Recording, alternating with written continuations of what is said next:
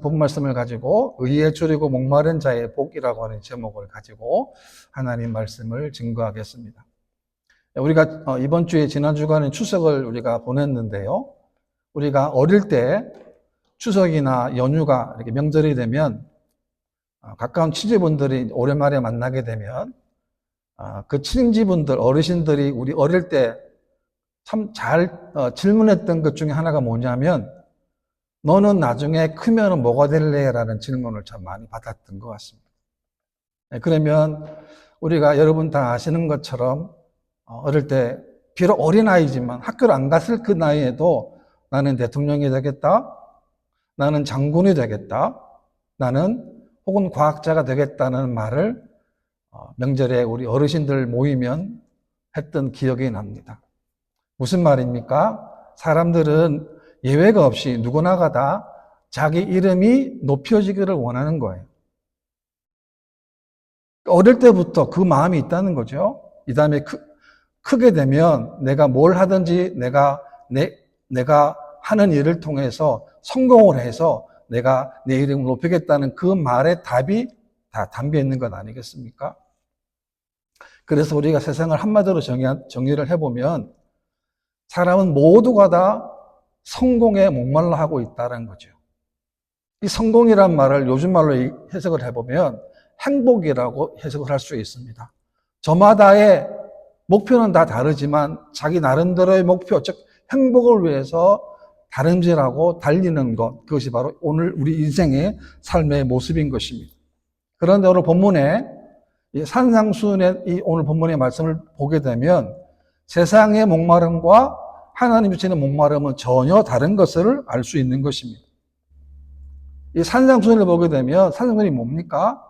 구원받은 하나님의 백성들의 삶의 가치관이 뭔가, 다시 말하면 삶의 본질이 뭔가를 예수님께서 말씀해 주신 거예요. 그래서 6절 말씀 보게 되면 의에 줄이고 목마른 자는 복이 있나니 그들이 배 부를 것이미요 라고 했습니다.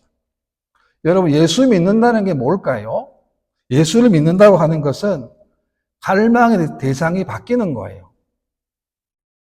다시 말하면 예수 믿기 이전에 갈망했던 것이 예수를 믿고 나니까 예수님이 주시는 것으로 갈망이 바뀌어지는 것, 그것이 바로 신앙 생활이 되는 거예요. 갈망의 대상도 바뀌는 것입니다. 그래서 이전에 없던 소망, 이전에 없던 갈망, 이전에 없던 것들이 생기게 되는 거예요. 왜 그렇습니까? 예수님으로 말미암아 예수님 주시는 것이기 때문에 그렇습니다. 그래서 오늘 한 절이지만 한 절을 통해서 함께 교훈을 얻고자 합니다. 첫 번째, 의가 뭡니까? 의. 이 의라고 하는 것은 하나님의 정의와 하나님의 공의, 하나님의 말씀, 하나님의 뜻으로 해석할 수 있습니다. 성경을 보게 되면 하나님이 심판을 내리십니다. 왜 심판을 내리십니까? 그것이 바로 하나님의 공의, 하나님의 정의이기 때문에 하나님이 심판을 내리세요. 그냥 아무렇게 심판 내리는 게 아닙니다. 지금 우리 이사야를 새벽마다 우리가 매일 읽고 있는데요. 이사야를 보게 되면 하나님이 모압이라고 하는 땅을 심판하세요. 모압이 왜 하나님의 심판을 하는가에 대한 그 이유가 분명히 기록되어 있습니다. 이러이러하기 때문에 하나님 모압 땅을 심판하시겠다고 하나님이 말씀하신 거예요. 그리고 그 말씀대로 모압 땅은 하나님의 심판을 받게 된 거예요. 이게 무슨 말입니까? 그것이 바로 하나님의 공이라고 하는 것입니다. 그런데 이사야 22장에 보게 되면 하나님은 유대 땅에도 심판을 내리세요. 그 이유를 이렇게 설명하는데요.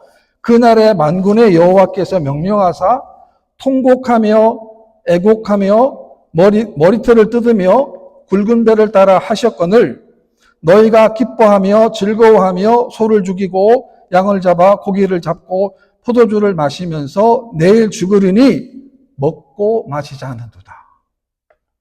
너무나 충격적인 말 아닙니까? 하나님은 뭘 원하시는 거예요? 하나님은 남유다 백성들의 죄를 보고 너희가 회개하라는 거예요. 통곡하라는 거예요. 애곡하라는 겁니다. 머리털을 뜯으라는 거예요. 굵은 배를 따라 하셨는데 정반대입니다. 유다 사람들은 우리가 기뻐하며 즐거워하며 소를 잡고 양을 잡고 고기 먹고 포도주 마시자는 거예요. 이유가 뭡니까? 내일 죽는데 먹고 마시자 하는도다. 이런 말씀이 이사야 22장에 나오고 있습니다. 그러니까 하나님은 남자들 백성들의 분명히 말씀을 주셨습니다. 그런데 남자들 백성들의 반응이 뭡니까? 하나님과는 정반대의 말씀입니다.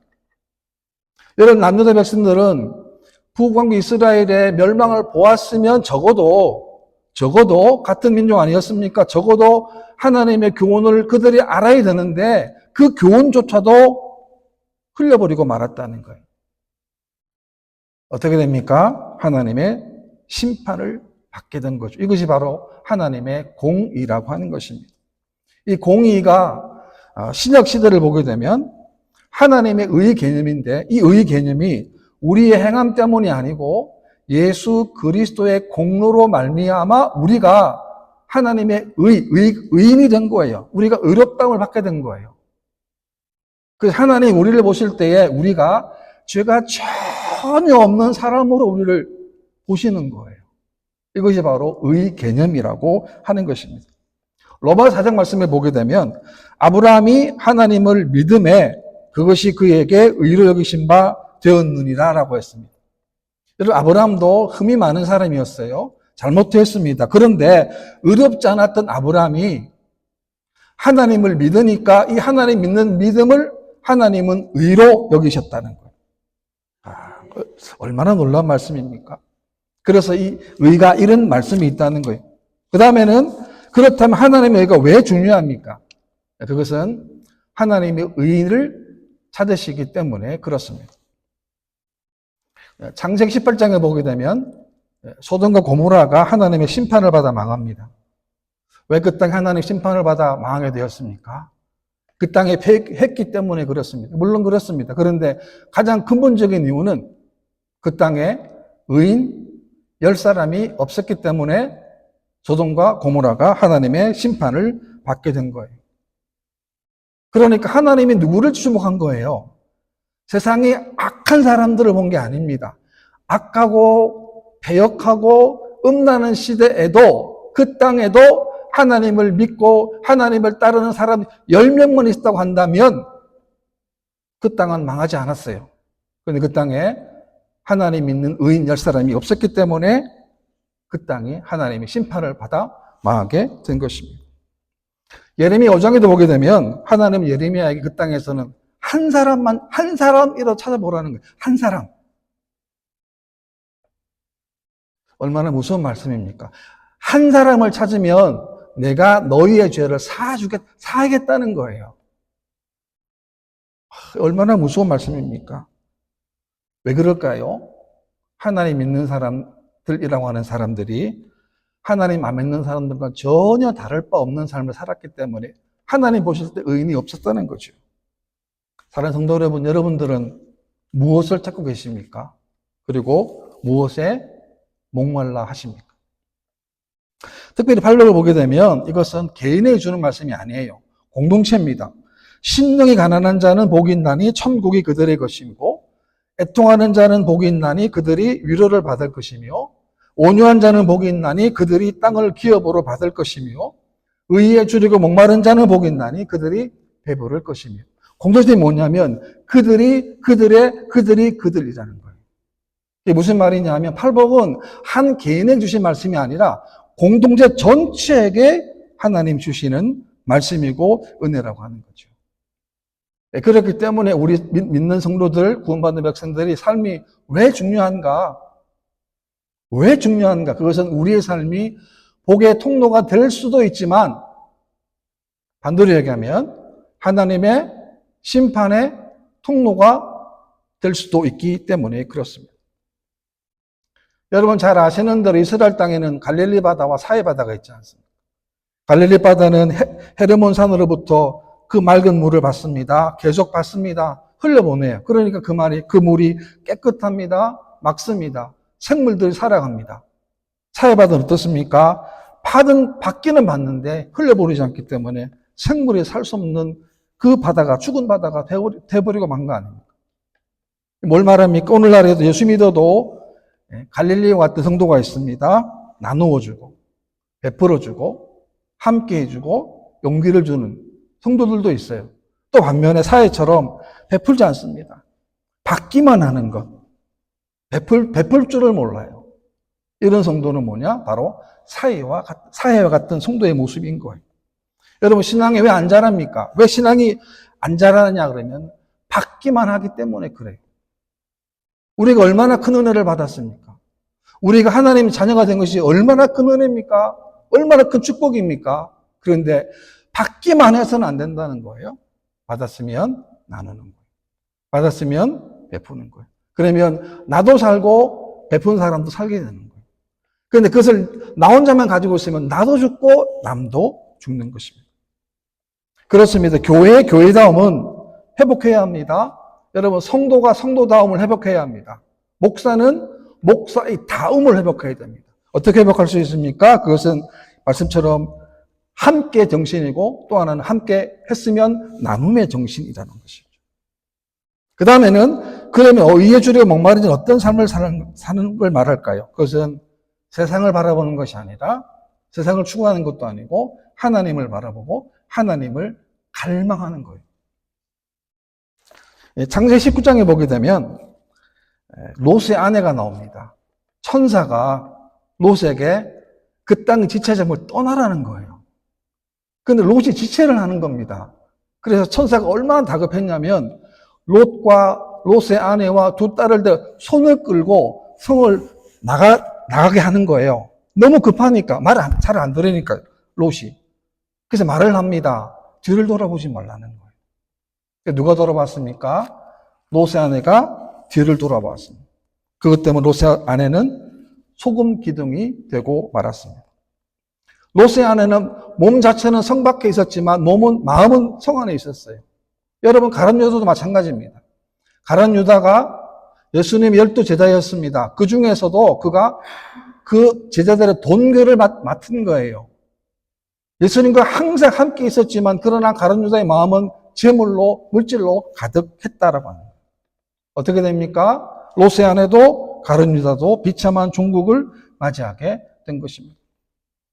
여러분, 세상의 욕망, 욕심은 아무리 없애도 사라지지 않습니다. 또 찾아온다는 거예요. 죽은 줄 알았는데, 세상 욕망이 죽은 줄 알았는데, 시간이 되면 또 어느새 내 마음속 깊은 곳에 노크를 한다는 거죠. 하나님 모르는 사람들의 목말랭이 뭡니까? 지금 이 시대에 당연히 물질이겠죠. 당연히 돈이겠죠. 이걸 누가 부인하겠습니까? 왜? 그것밖에 소망이 없기 때문에 그래요. 그런데 구원받은 성도들은 달라요. 우리는 세상에 못 본 것을 보았어요. 우리는 세상이 맛보지 못한 것을 맛보았기 때문에 우리의 소망은 달라야 된다라고 하는 것입니다.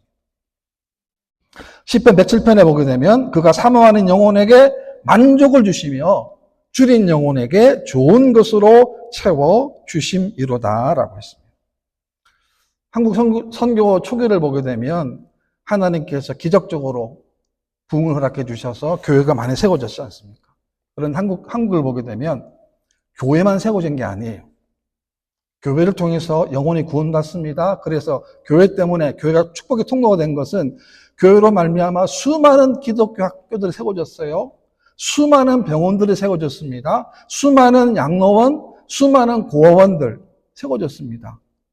왜 그렇습니까? 왜 그런 일이 벌어졌습니까? 왜요? 왜 이런 일이 벌어졌습니까? 이것이 하나님의 방법이고 하나님의 뜻이기 때문에 그렇습니다.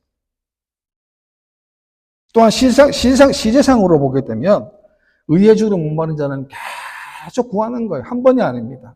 그러니까 신앙은 한 번 반짝이 아닙니다. 끊임없이 계속적으로 묵묵하게 그 일을 추구해 나가는 것을 말씀하는 것입니다. 그 과정에 어려움도 있고 아픔도 있고 실망될 때도 있지만 그럼에도 불구하고 우리는 누구를 바라보는 거예요? 우리는 하나님만을 바라보게 되는 것입니다. 우리가 두 가지 목마름이 필요합니다. 첫 번째는 예배에 대한 목마름이 필요합니다. 시편 84편에 보게 되면 주의 궁정에서의 하루가 한 날이 다른 곳에서 1000날보다 낫다라는 말이 있어요. 어떻게 이런 고백을 하겠습니까? 주의 성전에서 오늘 하루 한 날이 세상 가운데 3년 가까이보다 더 낫다는 게 왜 그렇습니까? 그것은 다른 게 아니에요. 주의 국련에서 하나님의 성전에서 하나님을 만나고 하나님을 체험했기 때문에 나온 고백 아닙니까? 하루 우리는 예배를 드려도 그렇습니다. 하나님 말씀하신 것처럼 우리가 영과 진리로 내 마음 다해서 우리 한 주간 살아왔는데 다른 사람은 몰라도 하나님 다 아시잖아요. 어떤 삶을 살았는지 하나님 다 보셨잖아요.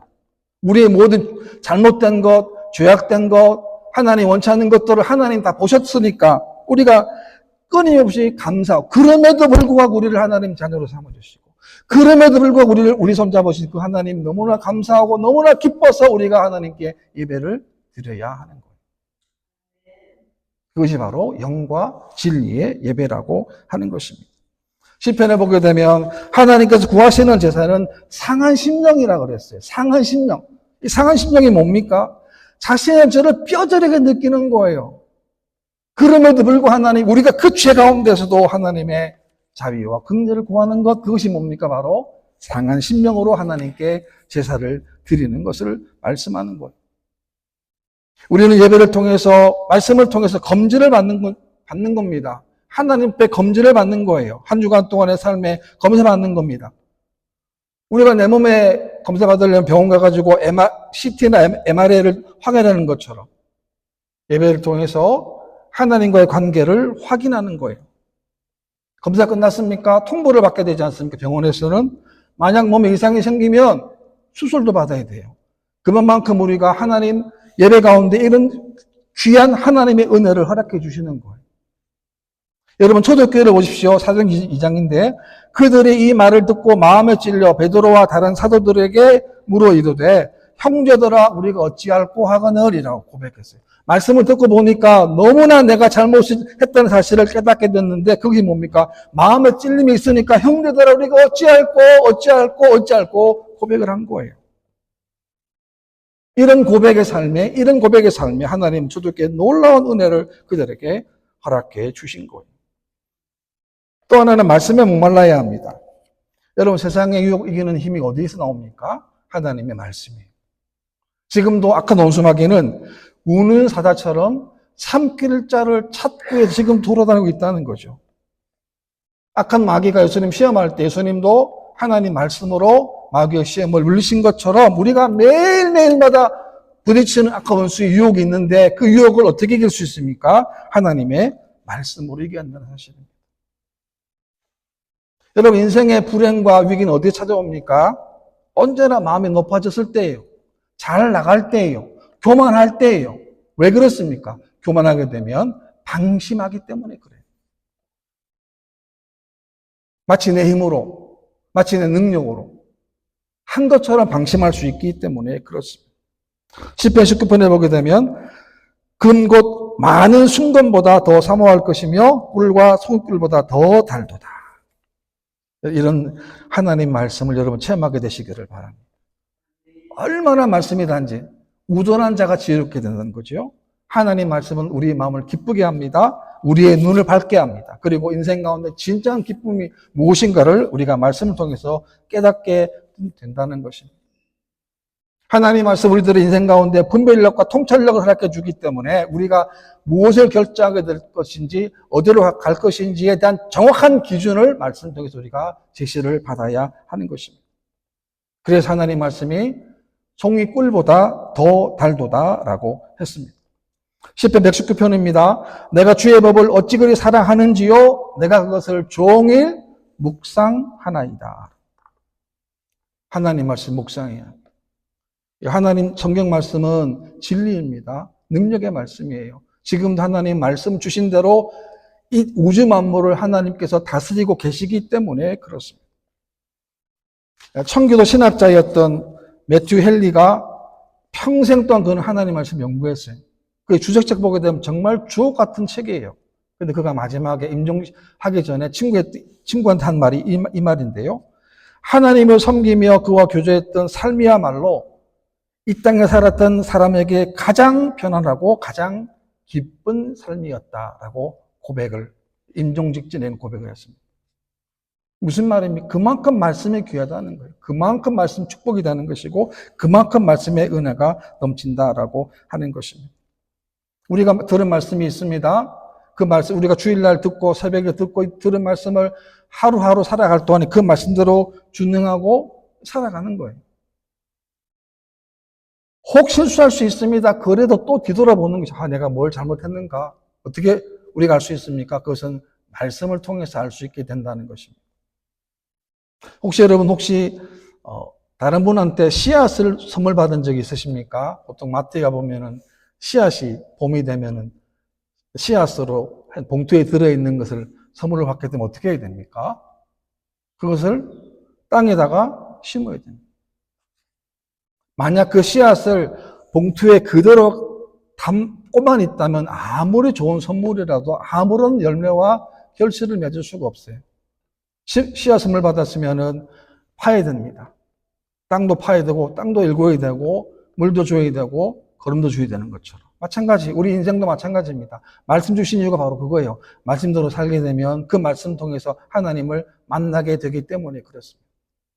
왜? 하나님 지금도 말씀으로 역사하기 때문에 그렇습니다. 6절입니다. 의에 주르고 목마른 자는 복이 있나니 그들이 배부를 것이며. 배부른다는 게 뭡니까? 하나님이 그에게 뭘 준다는 거예요? 만족하게 해준다는 거예요. 이 세상에서 세상 것으로 만족하는 것이 뭐가 있습니까? 아무것도 없어요. 만족할 사람이 아무것도 없습니다. 왜? 우리는 다 죄인이기 때문에. 그런데 하나님 말씀하신 것처럼 의에 주르고 목마른 자는 하나님이 만족해 주는 거예요. 그래서 다윗이 고백하지 않습니까? 시편 23편에 여호와는 나의 목자시니 내가 부족함이 없으리로다. 왜? 하나님이 채워주시기 때문에 이런 고백한 거 아닙니까? 얼마나 고통 많이 당했습니까? 그런데 그 모든 고통의 시간이 하나님의 의와 하나님의 목마름에 간절함을 부딪힐 수 있는 시간을 그가 맞이하고 갖게 된 것입니다. 여러분, 이제 하나님께서는 새 달을 허락해 주셨습니다. 가을을 허락해 주셨는데 우리가 하나님 앞에서 예배 드릴 때도 그렇습니다. 우리 삶, 예배라는 공간뿐만이 아닙니다. 신앙적인 울타리뿐만이 아닙니다. 우리 삶 전체가 하나님을 갈망하십시오. 여러분 가정에서도 하나님 갈망하세요. 여러분 직장에서도 사업장에서도 클리닉에서도 하나님을 갈망하세요. 하나님을 찬송하세요. 기도하세요. 왜? 하나님 그것을 원하시기 때문에. 그러면 하나님 우리 삶에 배부름을 허락해 주십니다. 이런 은혜가 넘치게 되는 저와 여러분 되시기를 주님의 이름으로 축원합니다.